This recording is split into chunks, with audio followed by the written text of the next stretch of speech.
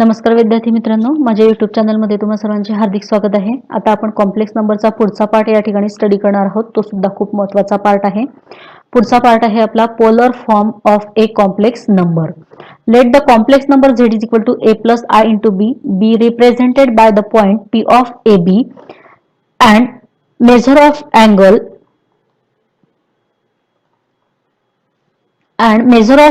XOP is equal to theta, which is equal to tan inverse of b upon a, and length of OP is equal to r, which is equal to under root of a square plus b square greater than 0. Then p of r theta are called as the polar coordinates of p. आता या ठिकाणी बघा, आपण आर्ग्युमेंटची value पाहिली, theta is equal to tan inverse of b upon a, आणि त्याचप्रमाणे modulus of z which is denoted by r and which is given by under root of a square plus b square. It is a hypotenuse, therefore it is greater than 0.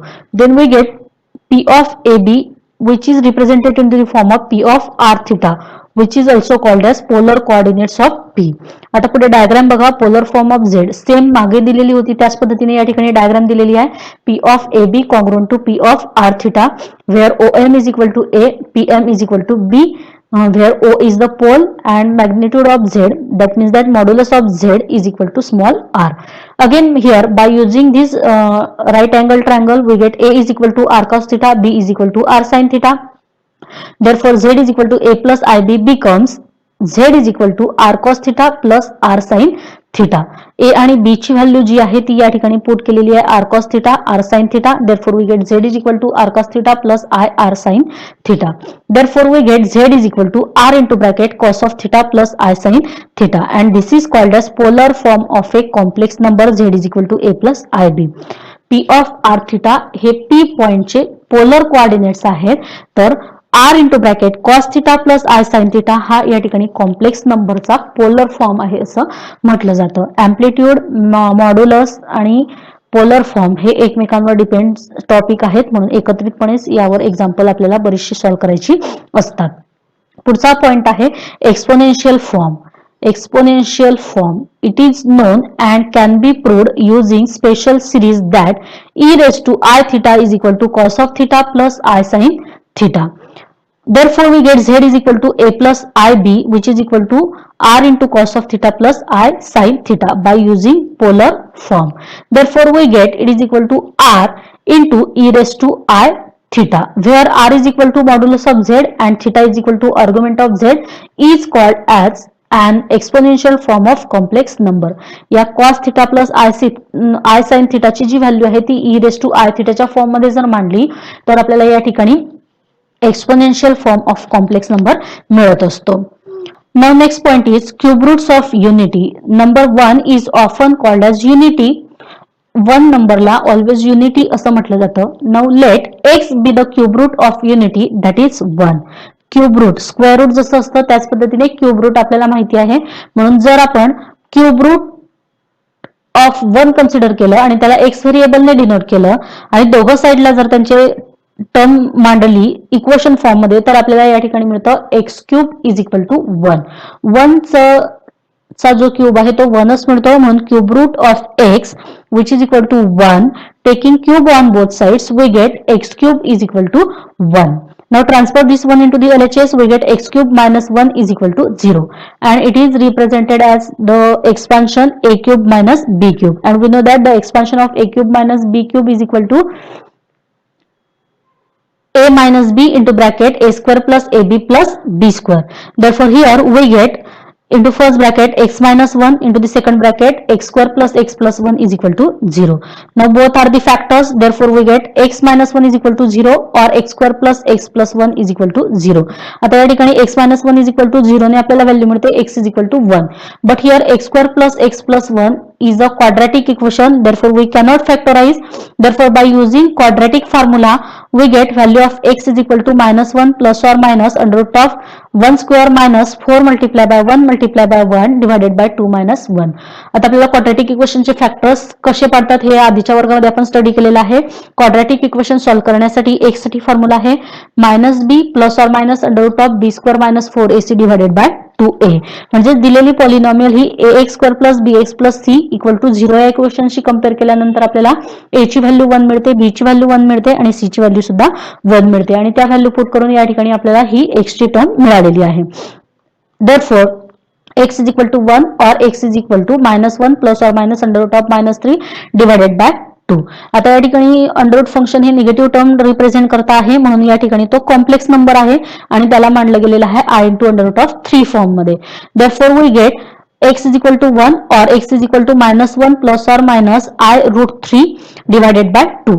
Here plus or minus, therefore there are two numbers. Therefore cube roots of unity are 1, -1 plus I root 3 divided by 2 and -1 minus I root 3 divided by 2. That means that these are the roots of unity. Among the three cube roots of unity, one is real and other two roots are complex conjugates of each other. म्हणजे या ठिकाणी हा जो 1 आहे हा perfect real number आहे, purely real number आहे आणि या ठिकाणी हे नंतरचे दोन नंबर्स आहेत ते कॉम्प्लेक्स फॉर्म दर्शवत आहे कारण या ठिकाणी आय ही टर्म आलेली आहे आणि हे दोघंही एकमेकांचे कॉन्जुगेट आहे असं म्हटलं जातं. कारण आपण कॉन्जुगेटची डेफिनेशन पाहिली की ते फक्त साईनने इमॅजिनरी पार्ट डिफर करतात म्हणून या ठिकाणी हा प्लस साइन आहे आणि हा मायनस साइन आहे म्हणून ते दोघंही एकमेकांचे कॉन्जुगेट आहे असं म्हटलं जातं. Now we have to consider as -1 plus I root 3 upon 2 whole bracket square. Therefore by expanding we get 1/4 -1 square plus 2 into -1 into I root 3 plus I root 3 bracket square. Therefore it is equal to 1/4 1 minus 2 I root 3 minus 3. Therefore it is equal to 1/4 minus 2 I root 3. Therefore by taking division we get -1 minus I root 3 bracket square. Similarly it can be verified that -1 minus I root 3 divided by 2 bracket square is equal to -1 plus I root 3 bracket square. दोघांची term आपण स्क्वेअरिंगची alter form मध्ये मांडू शकतो. या ठिकाणी जर plus sign असेल तर मायनसच्या टर्मचा तो स्क्वेअर असतो आणि या ठिकाणी मायनस साइन जर असेल तर तो प्लसचा स्क्वेअर असतो. Thus, the cube root of unity are 1, -1 plus I root 3 upon 2 and -1 plus I root 3 divided by 2 and -1 plus I root 3 divided by 2 whole bracket square. Negative term ही स्क्वेअरिंगच्या form मध्ये मांडलेली आहे.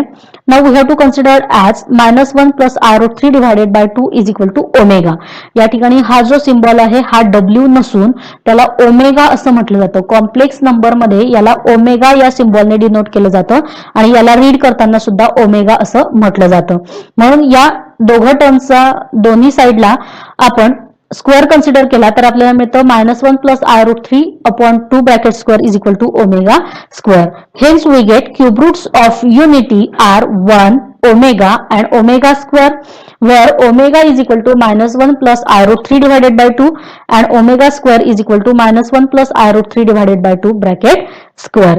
Also note that 1 is equal to e raised to 2 pi I, omega is equal to e raised to 2 pi upon 3 and omega square is equal to e raised to 4 pi upon 3i. या value तुम्हाला पाठच करावे लागणार आहेत. Exponential form मध्ये cube root of unity या ठिकाणी मांडलं गेलेलं आहे.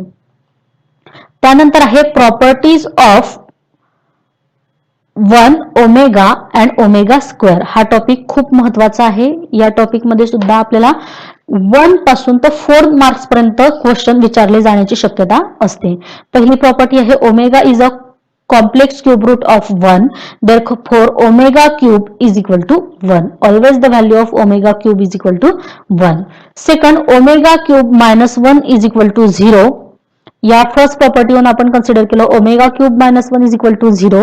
therefore factorize LHS we get omega -1 into omega square plus omega plus 1 is equal to 0 and both are separate factors. Therefore we get omega -1 is equal to 0, omega square plus omega plus 1 is equal to 0. Hence we get omega is equal to 1 or omega square plus omega plus 1 is equal to 0. But omega not equal to 1. Why it is not equal to 1? Because it is a root of 1. Therefore we get omega square plus omega plus 1 is equal to 0. It is most important property. Also, omega square is equal to 1 upon omega and 1 upon omega square is equal to omega. First property वरच third property सुद्धा आहे.